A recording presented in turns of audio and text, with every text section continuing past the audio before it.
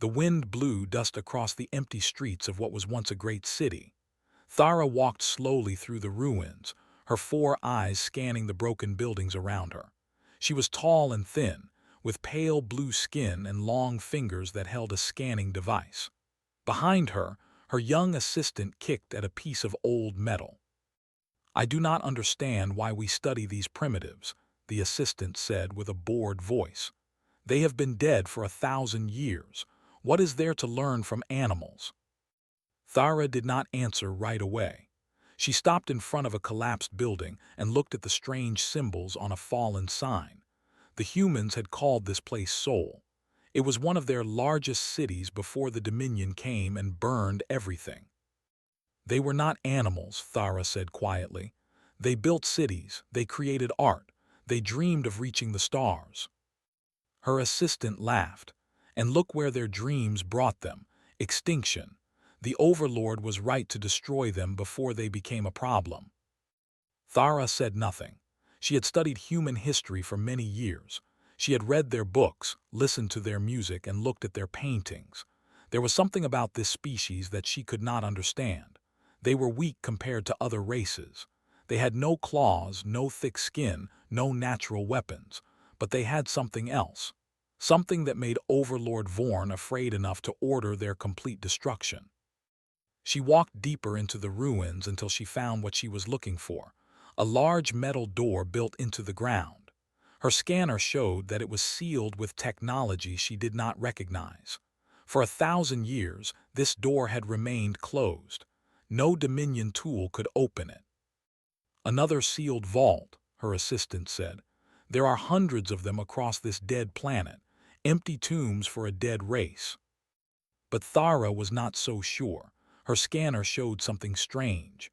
There was power coming from below, very little, but it was there. After 1,000 years, something was still running beneath the surface. Far across the galaxy, in a throne room made of black stone, Overlord Vorn sat on his chair and looked at a holographic image of Earth.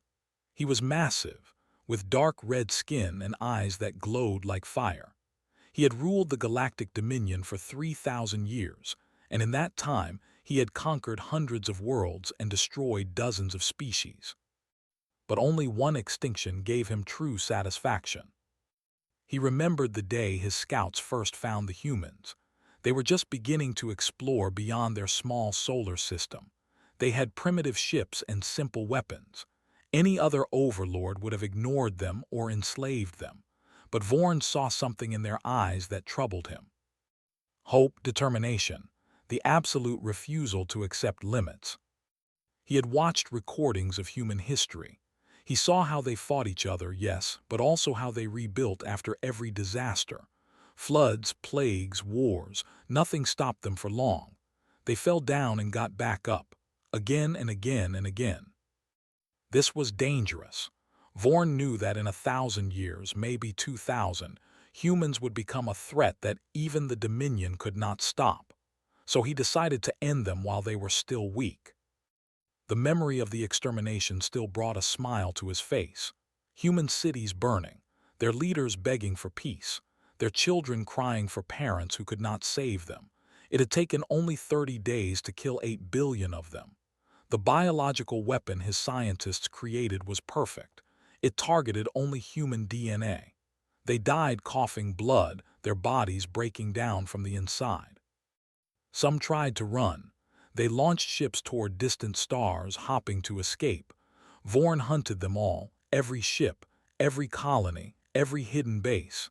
He would not make the mistake of leaving survivors. Or so he believed.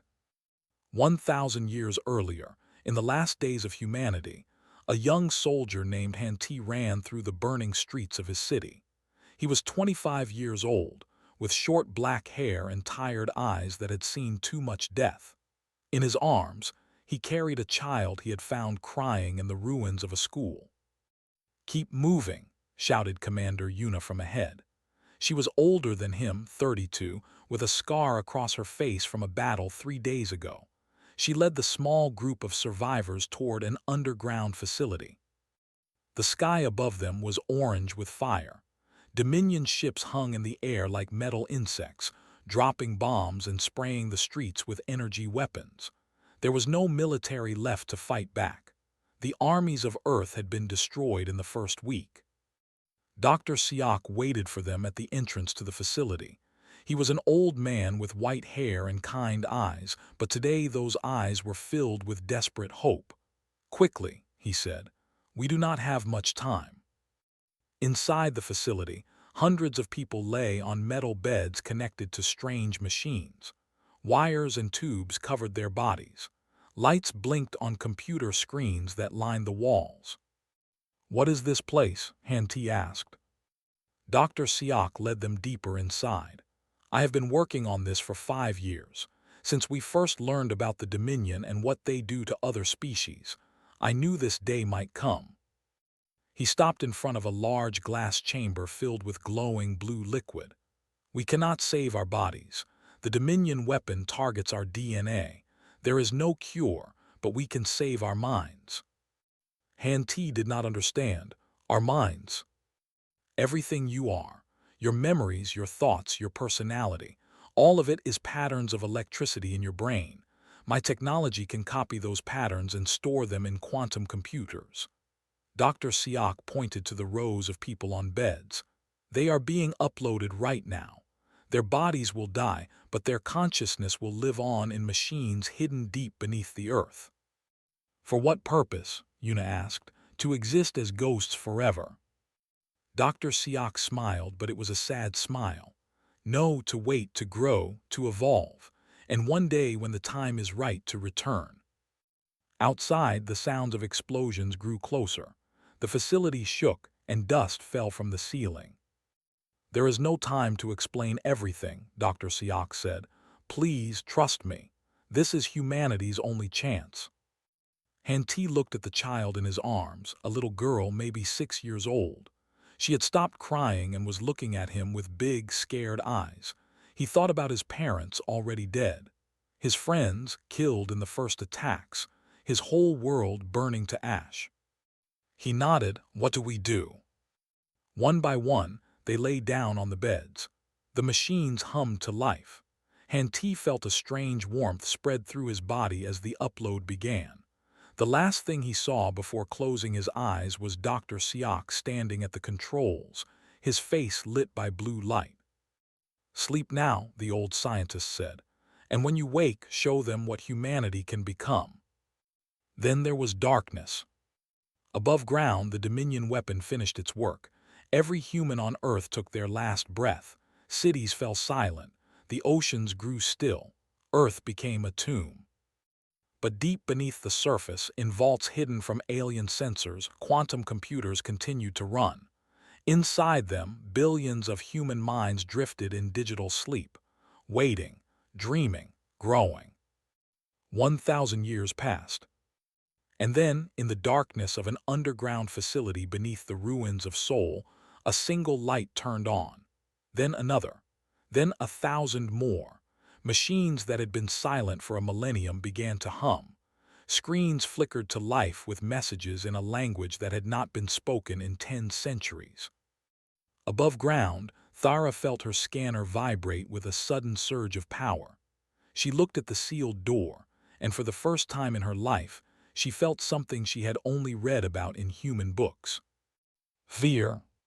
Something was waking up. Han-T opened his eyes. For a long moment, he did not know where he was. The last thing he remembered was the burning city, the crying child, and the blue light of Dr. Siak's machines. Now he was lying in a dark room, surrounded by shadows and the soft hum of technology. He tried to sit up and was surprised by how easy it was. His body felt different, stronger. When he looked at his hands, he understood why. They were not his hands, not the hands he remembered. These hands were made of something that looked like silver metal but moved like living flesh. He could see tiny lines of blue light running under the surface, like glowing veins. "Do not be afraid," said a voice from the darkness. A figure stepped into the light. It was Dr. Siak, but he too had changed. His body was young and strong now, though his eyes carried the same kindness Han-T remembered from that terrible last day. What happened to me? Han Ti asked. His voice sounded strange, deeper, clearer. 1,000 years happened, Dr. Siak said. Welcome back to the world of the living, Captain Han Ti. Around them, more lights turned on. Han Ti saw that he was in a massive underground chamber. Thousands of pods lined the walls, each one containing a figure. Some pods were already open, and people were stepping out on unsteady legs, looking at their new bodies with wonder and confusion. Dr. Siak helped Han Ti stand. Walking felt natural, even though he knew his legs were no longer made of bone and muscle. He looked down at himself. His new body was tall and well-built, covered in a material that seemed to shift and change as he moved. Let me explain, Dr. Siak said. When I uploaded your consciousness 1,000 years ago, I did not know if my plan would work, but it did. For 10 centuries, human minds have existed inside our quantum computers, thinking, learning, creating. We did not simply sleep. We evolved. He led Han Ti to a large window that looked out over an even bigger space.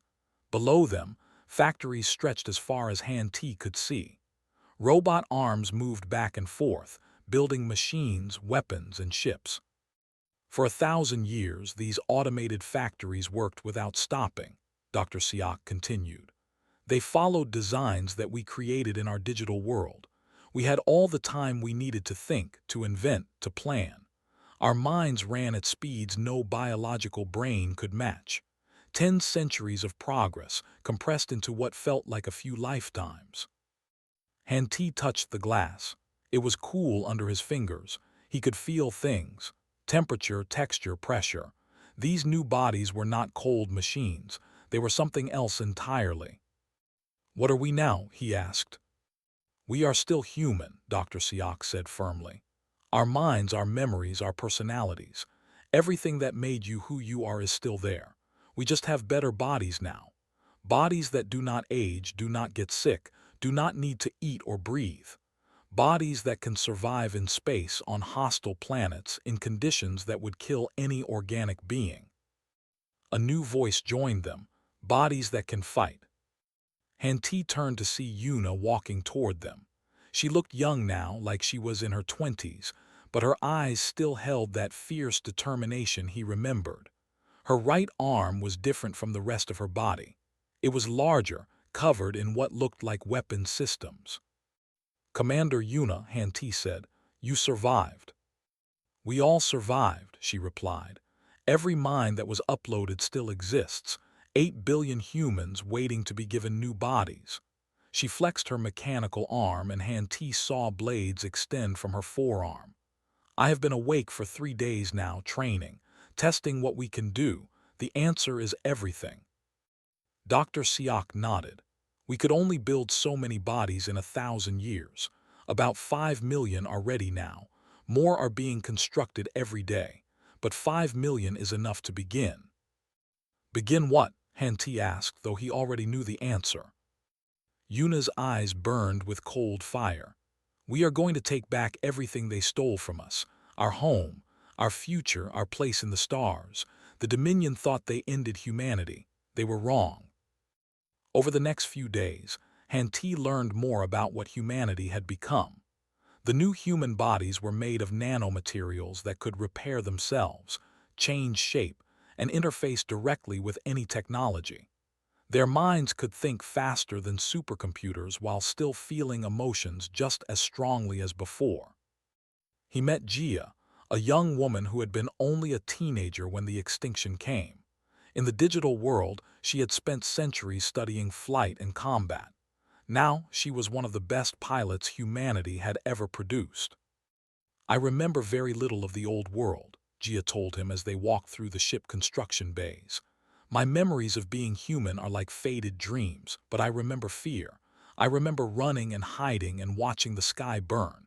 And I remember dying. Her eyes grew distant. That feeling of your body failing, of everything going dark. I will never let anyone make me feel that helpless again. Han Ti also met Elder Wu, one of the oldest humans in the digital world. He had been 90 years old during the extinction, a grandfather who had watched his entire family die. Now his consciousness lived in a body that looked no older than 30. I have lived 2 lives now, Wu told him. One as a man of flesh and blood, one as a mind in a machine. In many ways, the second life has been harder. We had time to think, Han Ti. Too much time. Time to remember everyone we lost.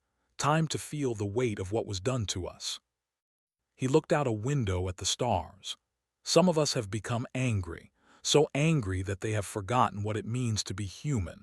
They want to destroy the Dominion completely, every species that stood by while we died. They want to burn the whole galaxy and start fresh. And you, Han Ti asked. Wu smiled sadly. I want justice, but I also want to remember who we were before all this. We were builders, Han Ti, dreamers. We looked at the stars and saw not enemies to destroy, but friends we had not met yet. If we lose that, then the Dominion has truly killed us, even if our bodies live forever. Deep beneath the ice of Europa, one of Jupiter's moons, the human fleet waited in hidden shipyards. Thousands of warships hung in the darkness, their hulls smooth and black, their weapons powered by technology 1,000 years more advanced than anything the Dominion had. Han Ti stood on the bridge of the largest ship, a vessel called the Rebirth. It was 5 kilometers long, with enough firepower to destroy a planet.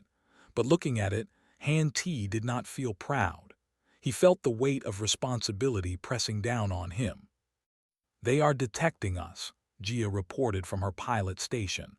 A Dominion patrol ship just entered the solar system. They are scanning the surface of Europa.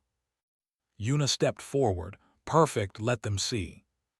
Han Ti nodded slowly. Begin the rise. It is time to show the galaxy that humanity is back. The Rebirth began to move. Its massive engines pushed it upward through kilometers of ice and frozen water. Sensors showed the Dominion patrol ship changing course, coming to investigate the strange readings. The human warship broke through the surface of Europa in an explosion of ice and steam. For a moment, it hung there against the backdrop of Jupiter, its hull catching the distant light of the sun. On the Dominion ship, the alien crew stared at their screens in confusion and then terror. They sent a message back to their commanders, their voices shaking with fear. The humans, they reported, they are back, they are. The message cut off as the Rebirth opened fire.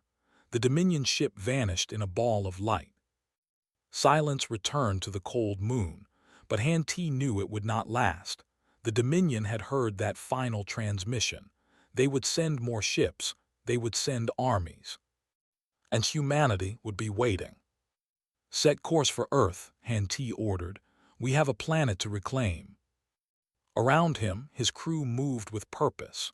Humans who had been dead for 1,000 years, now alive again in bodies of metal and light. They had been given a second chance, and they intended to use it. The war for the galaxy was about to begin. Overlord Vorn sat on his throne and read the report for the 3rd time. His red skin had grown darker with anger, and the guards standing at the edges of the room were careful not to make any sudden movements. This is impossible, Vorn growled. We killed them all, every single one. General Kell stood before him, trying to hide his nervousness. He was a tall warrior with gray skin and 4 arms, each one covered in medals from 100 campaigns. The reports are confirmed, Overlord. The patrol ship detected human technology before it was destroyed. We have also received word that energy signatures are appearing across the human solar system. Something has been building there for a very long time. Vorn crushed the report in his massive fist. A few survivors hiding in caves.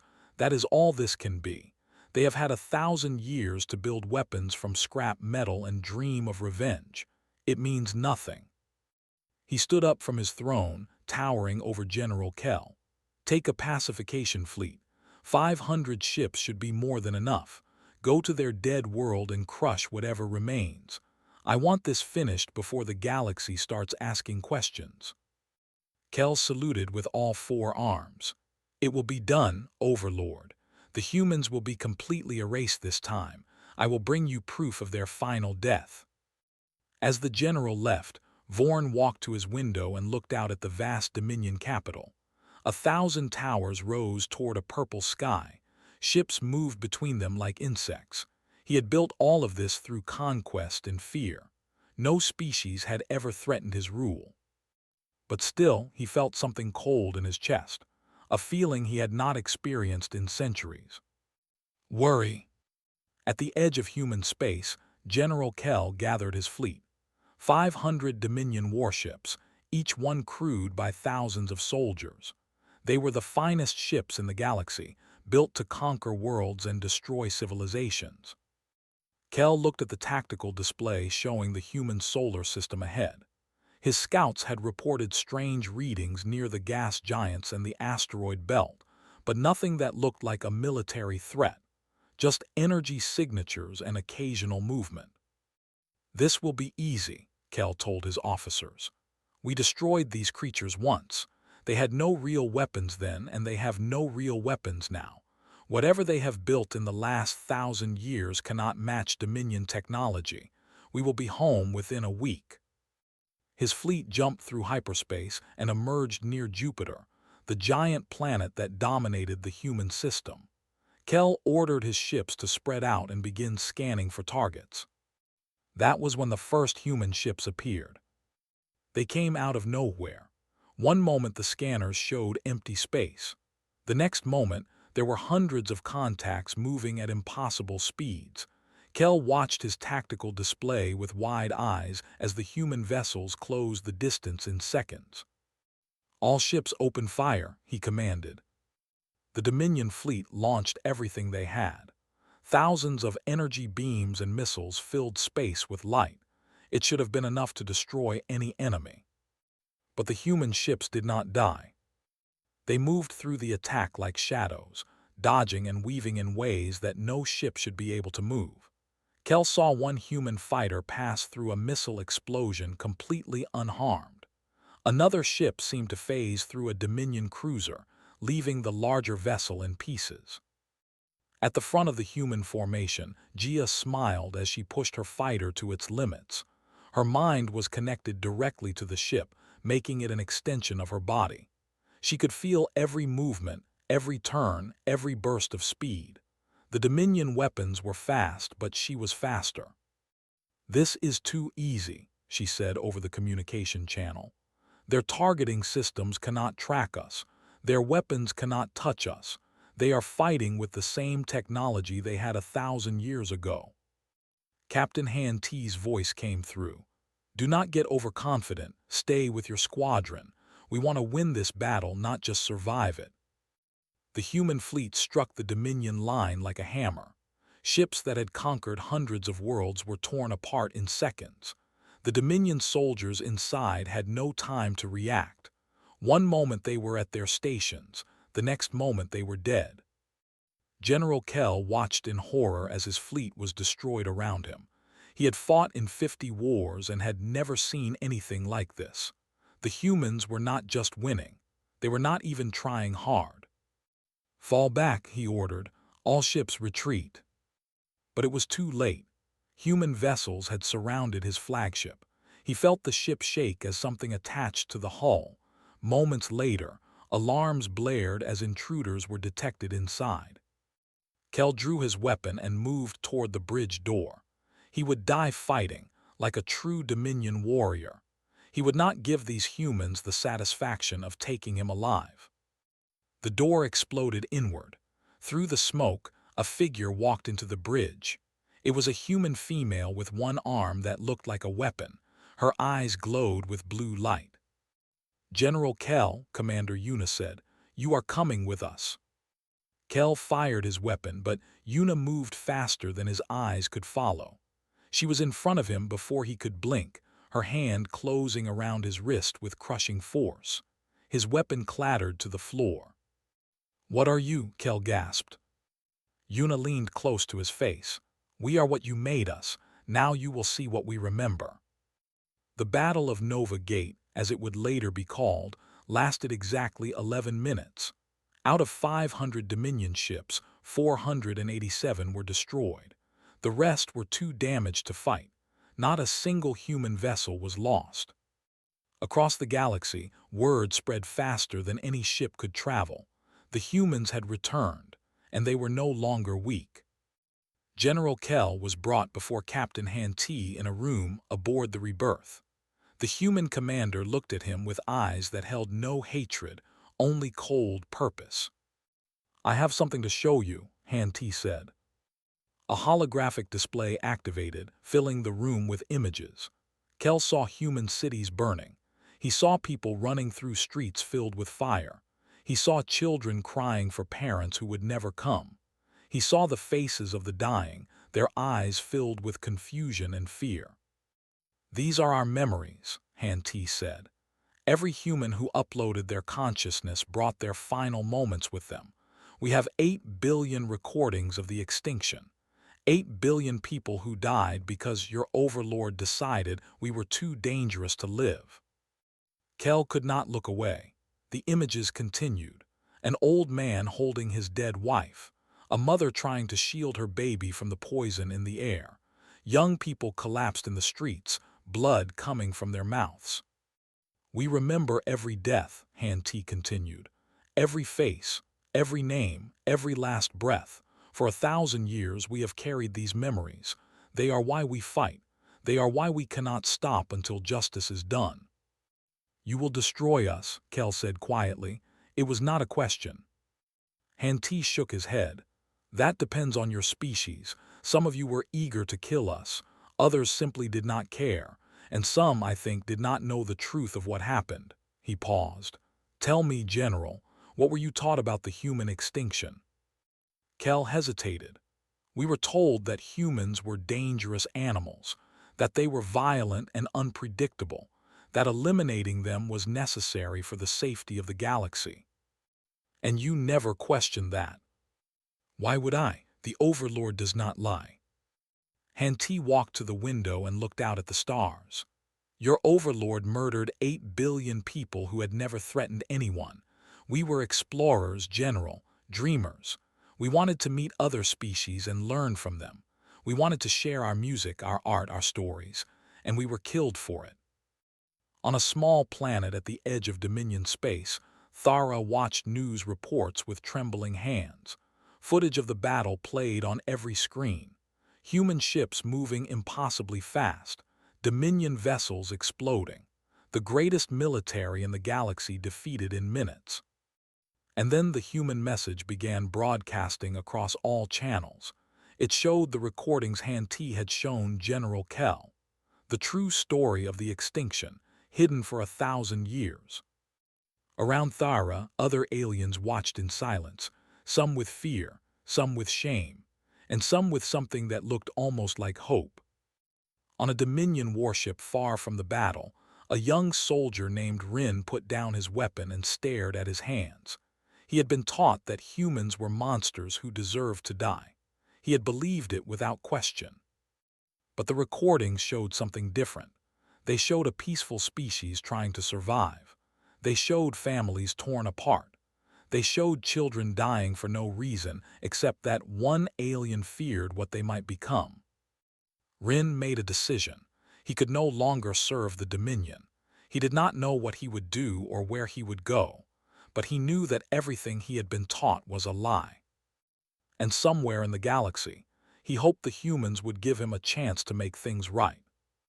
Elder Wu walked through the garden aboard the flagship and tried to find peace. The plants around him were not real.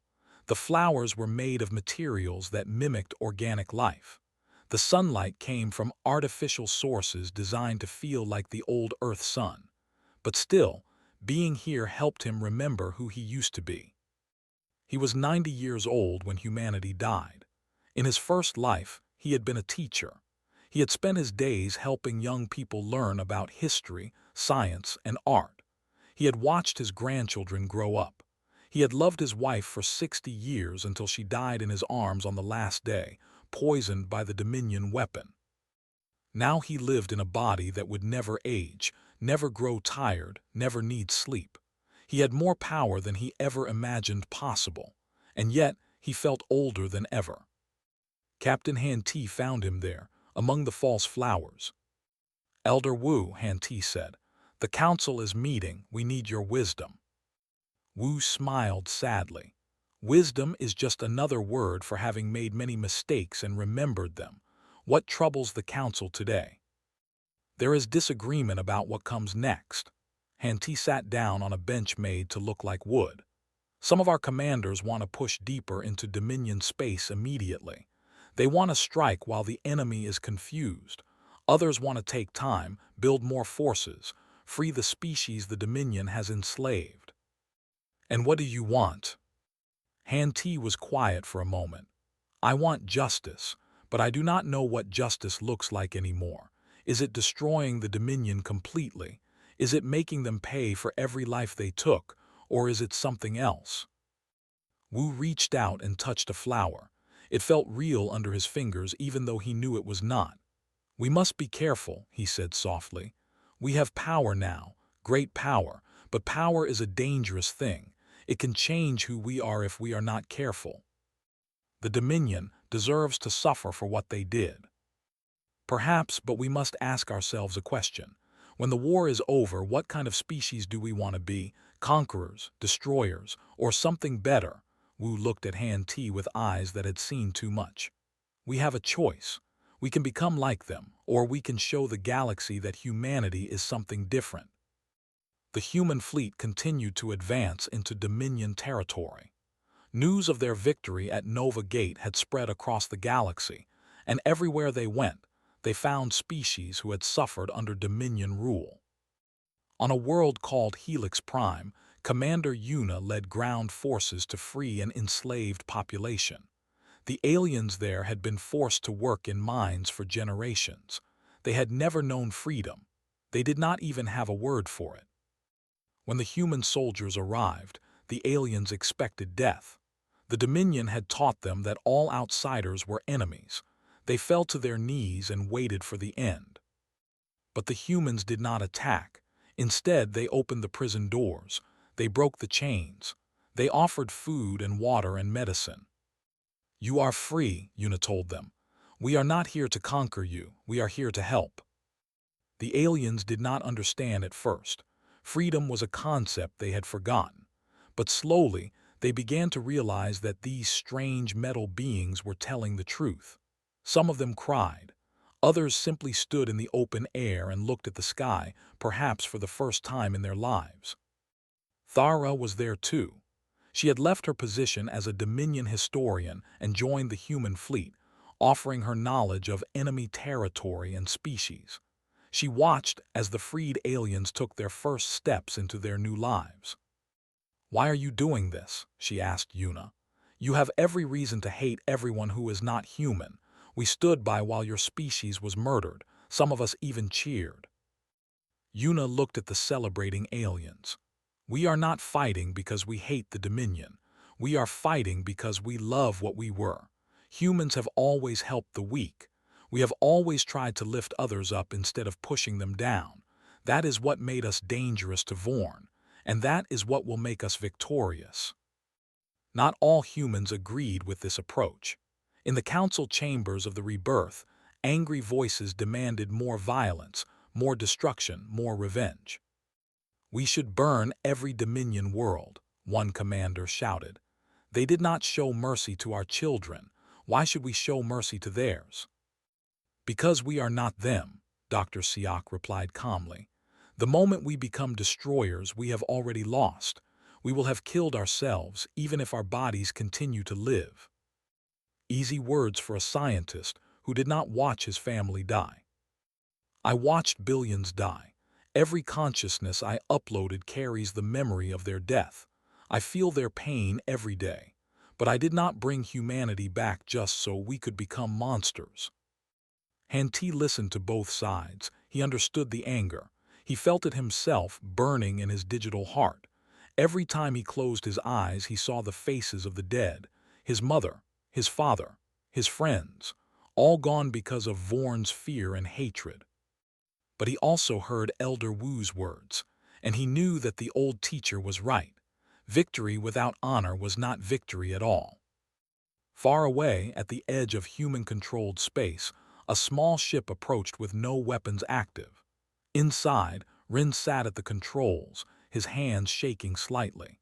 He had escaped from the Dominion military and traveled for weeks to find the human fleet. He did not know if they would listen to him or simply destroy his ship. When human fighters surrounded him, he broadcast a message on all frequencies. "My name is Rin. I was a soldier in the Dominion military. I have seen the truth about what was done to your species. I no longer serve the Overlord. I have information that can help you. Please, give me a chance to make things right." There was a long silence. Then a voice came through his communication system. "Follow us. The captain will decide what to do with you." Rin was brought before Han Ti and the council. He stood in the middle of the room, surrounded by humans in their metal bodies. They looked at him with expressions he could not read. "Why should we trust you?" Yuna asked. "Your kind killed 8 billion of us." "I know," Rin said, "and I cannot undo what was done, but I can tell you that not all of us supported the extinction. Many of us were told lies.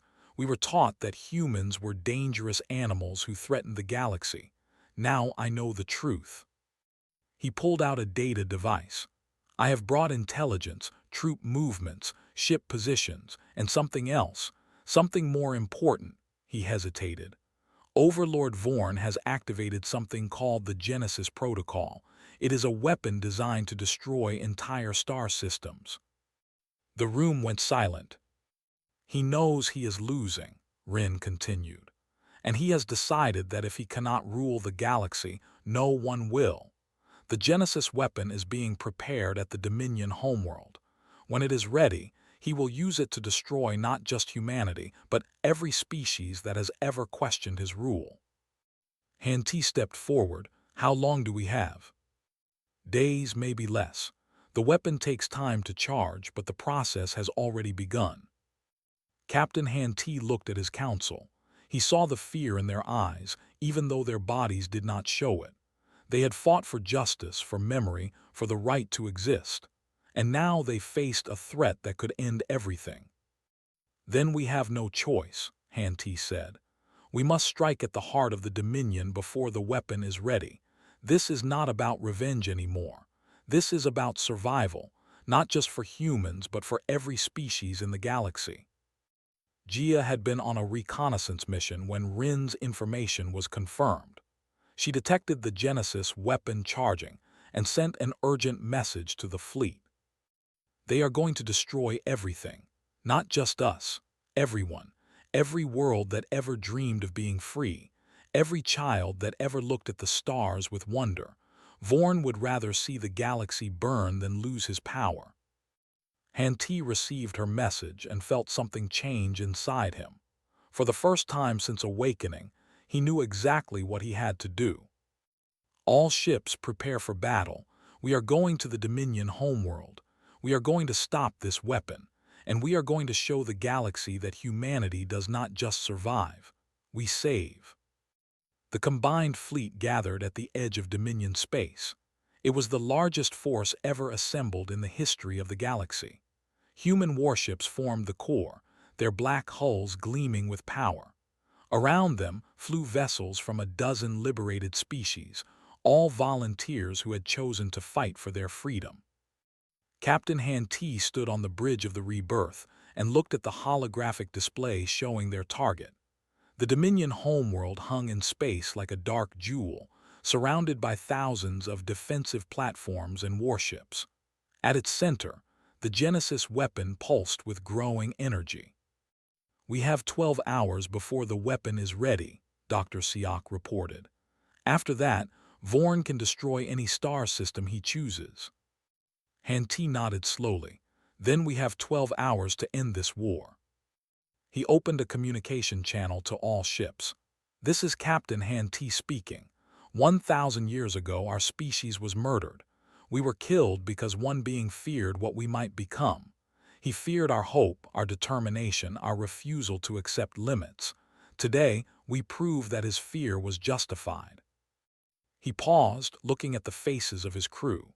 Humans who had been dead for a millennium, now alive again in bodies of metal and light, and beside them, aliens who had chosen to stand with them.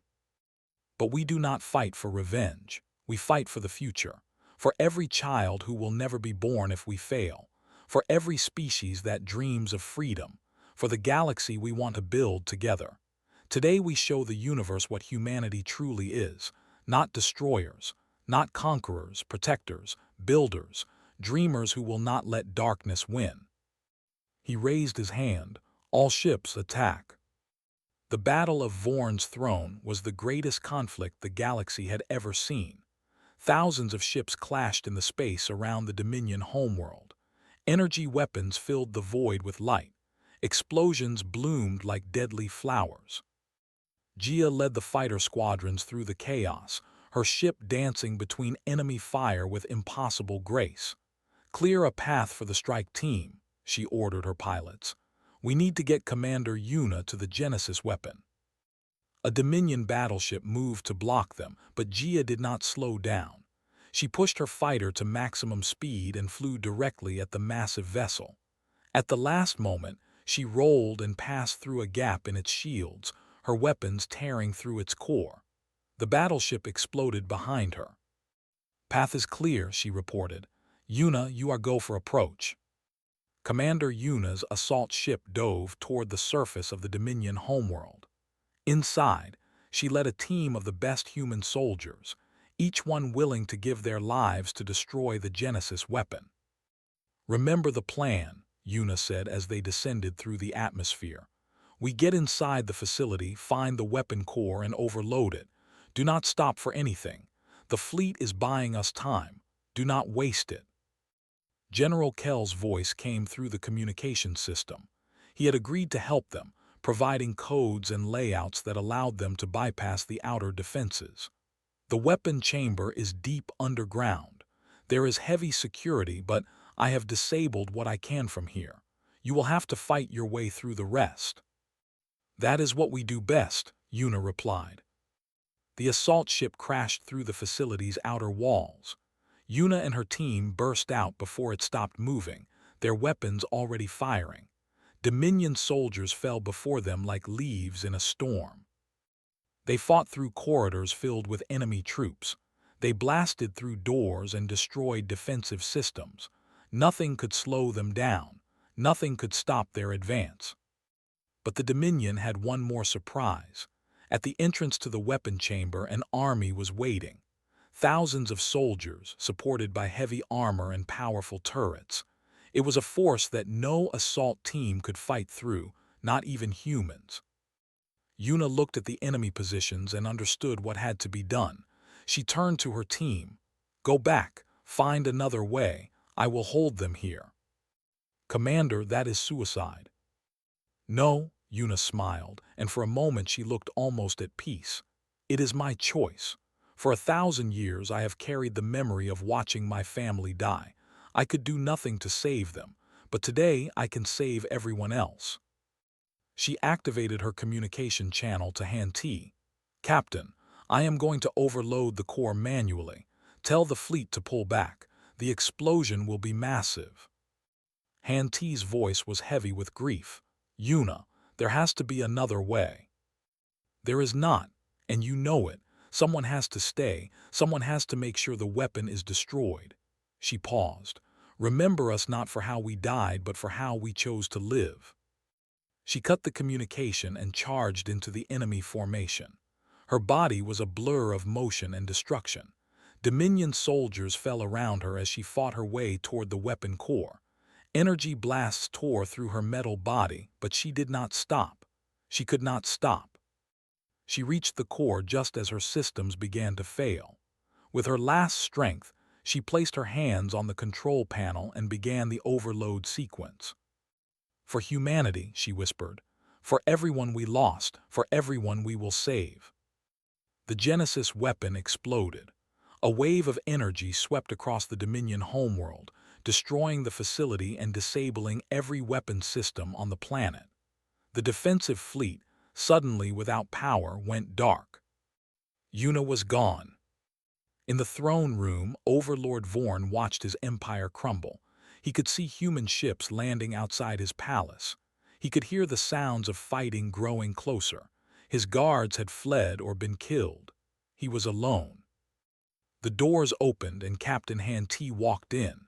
He was followed by Thara, Rin, and a squad of human soldiers. They stopped a few meters from the throne, their weapons pointed at the ancient ruler. Vorn stood tall, refusing to show fear. "So the vermin have come to kill me. Do it then.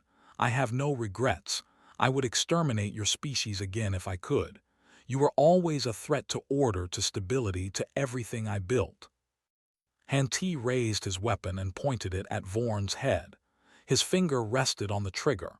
All he had to do was squeeze, and the being who had murdered 8 billion humans would be dead. It would be justice. It would be revenge. But then he heard Yuna's voice in his memory. "Remember us not for how we died, but for how we chose to live." And he heard Elder Wu's words. "When the war is over, what kind of species do we want to be?" Thara stepped forward. "If you kill him like this, you prove everything he said about your kind. You prove that humans are violent creatures who cannot control their rage." Han-Ti looked at her. Then he looked at Vorn, who was waiting for death with a smile on his face, and he understood. He lowered his weapon. "No," Han-Ti said. "You do not get to die a warrior's death. You do not get to become a legend that future tyrants will admire. You will live. You will watch as the galaxy we build becomes everything you feared, diverse, free, and human in the best way possible." Vorn's smile faded into confusion, then anger, then something that looked almost like fear. "You cannot leave me alive. Your people will never accept it." "My people will understand. We did not come back from extinction to become like you. We came back to show the galaxy that there is another way." Han-Ti turned to his soldiers. "Take him to a cell. He will spend the rest of his life watching everything he built transform into something beautiful." 1 year later, on a restored Earth, the memorial was completed. It was visible from orbit, a massive structure that covered an entire continent. On its surface, 8 billion names were written. Every human who had died in the extinction, every life that had been stolen. Elder Wu placed the first tree in the new soil. It was a small thing, barely a meter tall. But it was real, grown from genetic samples preserved 1,000 years ago. Around him, other humans were planting more trees, more flowers, more life. "We are home," Wu said softly. "Finally, after all this time, we are home." Jia stood at the edge of the memorial, looking up at the stars. She had been promoted to captain after the war. Her new ship was one of the finest in the human fleet, designed for exploration rather than combat. A group of young aliens approached her. They were from a dozen different species, all children of the new age. Among them was Rin's daughter, a small creature with her father's gentle eyes. "Is it true?" the girl asked. "Is it true that you came back from extinction?" Jia knelt down to her level and smiled. "We never really died. We just learned to become something stronger, and now we build together." The girl looked at the memorial, at the 8 billion names stretching to the horizon. "Will you teach us? Will you teach us to be like you?" Jia took her small hand. "We will teach you to be like the best of us, curious, kind, determined, and never ever willing to give up." The camera pulled back to show the restored Earth. Green continents, blue oceans, cities rising from the ashes, and in orbit, ships from 100 species, all working together to build a new galactic community. Human music played across the planet, broadcast to every corner of the galaxy. It was an old song, written 1,000 years ago, but its message was timeless. Hope, love, the belief that tomorrow could be better than today. Dr. Siak stood in his laboratory watching the celebrations through a window. He had done what he set out to do. He had saved humanity, not just their bodies but their spirit, their essence, everything that made them who they were. Han-Ti joined him. "You seem thoughtful." "I am wondering what comes next." Siak turned to look at the captain. We have defeated our enemy, we have reclaimed our home, we have built alliances with species across the galaxy. What do we do now? Han-Ti smiled. We do what humans have always done. We explore, we learn, we grow, we make mistakes and learn from them. We fall down and get back up. He looked at the stars through the window. The universe is infinite, Doctor, and we have forever to discover it. Outside, the sun was setting over a new Earth. The first sunset humanity had seen in 1,000 years. And in the growing darkness, stars began to appear. Not enemies to fear, but destinations to reach. Not threats to destroy, but mysteries to solve. Humanity had returned, and this time they were not alone. The story of the extinction was over. The story of what came next was just beginning.